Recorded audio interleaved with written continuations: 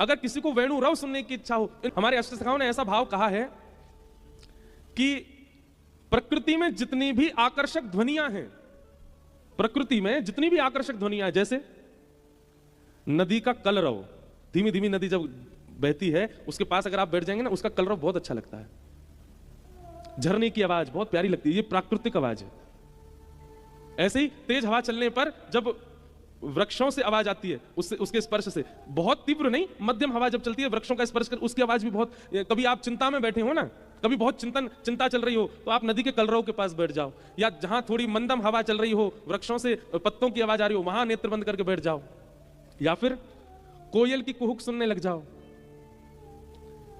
मयूर का पीक सुनने लग जाओ।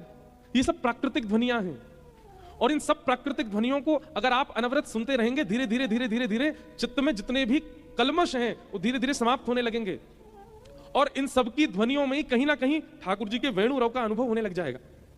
क्योंकि ये सारी ध्वनियां जो हैं ये वेणु से ही प्रकट हुई हैं, चाहे वो झरने का स्वर हो, चाहे वो नदियों का कलरव हो, चाहे वो कोयल की कुहुक हो, चाहे वो मोर की पीक हो, ये प्राकृतिक ध्वनियां जो हैं ये सब वेणु से प्रकट हुई हैं। ठाकुर जी ने वेणु से ही प्रकट करके इन सब ध्वनियों को व्यवस्थित किया। अगर किसी को वेणु रव सुनने की इच्छा हो, इन प्राकृतिक ध्वनियों की ओर जाया करे। कितनी बार अनुभव किया, ठाकुर जी जब बोलने लग जाते हैं ना, जैसे ही ठाकुर जी बोलते हैं मंदम हवा बहने लगती है, वृक्षों का स्पर्श करके वहां से स्वर आने लगता है, सुंदर कलरव नदियों का प्रारंभ हो जाता है, सुंदर कोयल कुहुकने लग जाती है। ये कोयल का कुहुकना, मोर का पीकना, ये सब क्या है? ठाकुर जी की ध्वनि को और सुंदर बनाने के लिए सब प्राकृतिक ध्वनियां प्रकट होती हैं।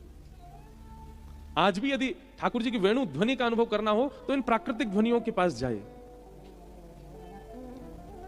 ठाकुर जी मीठे वचन बोलने लगे और वो वाणी सुनकर के सब ठाकुर जी की बलैया लेने लगे, इतने सुंदर ठाकुर जी बोल रहे हैं।